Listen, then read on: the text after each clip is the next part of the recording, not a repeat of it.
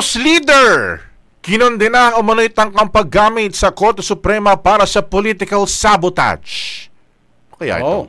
Ito ba yung kumalat? Ang dami kasing naka-file doon eh. Baka yung kumalat na fake news sa Supreme diba? Court. Yung kaya yun? Alamin nga ho natin, Brigada Haji Caaminio, ano ba yan? Ibrigada mo. Brigada Live Report. Bingo! Tama, yung tungkol sa fake news. Ayun nga. Ito at tinawag ni House Assistant Majority Leader Zia Alonto Adiong na desperadong hakbang ang peking petisyon na natanggap ng Korte Suprema na nananawagan ng pagbibitiw ni Pangulong Bongbong Marcos sa pwesto. Ayon kay Adiong, layo nitong linlangin at lituhin ng publiko at pahinain ang gobyerno. Pinuri rin niya ang agad na pagkilos ng Korte Suprema nang pabulaanan nito ang pinekeng dokumento. Punto ng kongresista, hindi dapat payagan ang mga malisyosong individual na gamitin ang kataas-taasang hukuman bilang kasangkapan sa political sabotage at dapat ay habulin ang mga nagpapakalat ng kasinungalingan. Nagbabala ang kongresista sa mas malawak na epekto ng disinformation kasabay ng pagbibigay diin sa pangangailangan na bigatan pa ang parusa laban sa mga grupo o individual na ginagamit ang social media para magpakalat ng kasinungalingan. Dagdag pa ni Adyong, seryosong banta sa national stability ang disinformation.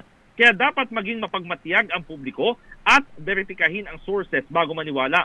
Batay sa petisyon na una ng pinasinungalingan ng Korte Suprema, mayroon umanong 16 na milyong pirma na nananawagan na bumaba sa pwesto si Pangulong Marcos. Patuloy naman umanong isusulong ng liderato ng Kamara ang mga batas na magpapalakas sa laban kontra fake news upang hindi maging kasangkapan ng kasinungalingan ang mga institusyon. Brigada Gab, Brigada Ab.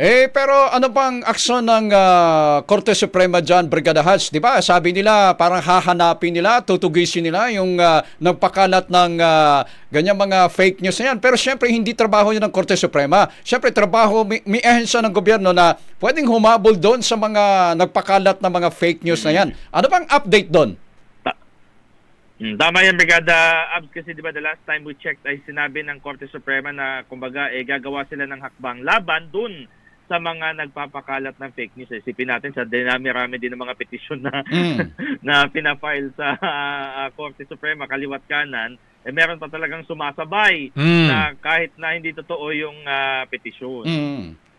Ang magandang nangyari dyan, although hindi ito maganda, itong pagkakalat ng fake news, yung mga taga-gobyerno na dati, hindi lumalabas, Brigada Gabs, di ba? Ngayon, parang may kaagarang paglilinaw doon sa mga iso. Dati, hirap tayo na ma-interview yung ilang mga opisyal ng gobyerno, pero ngayon, nakalat yung mga fake news, dapat magsilabasan na sila para linawin yung mga iso.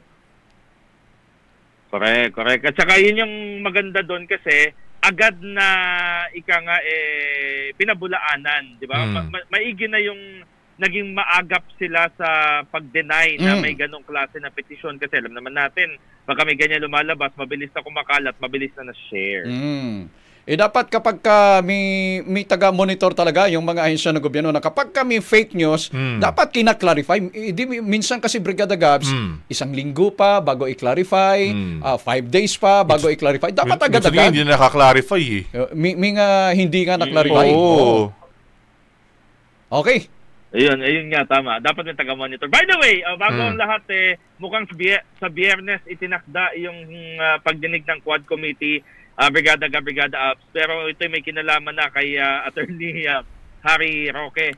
Kasi BI. ang imbitahan nila si BI at saka si DFA. Pero kasi baka sabihin ng BI dyan, yung sinabi lang din nila sa Senado. Diba? Yung mga backdoor. Pero malay naman natin. Alam naman natin na baka mamaya may biglang surprise na natin. Anyway, in the heart of changing lives, ito si Brigada Haji Caaminio ng 105.1 Brigada News FM Manila, the Music and News Authority.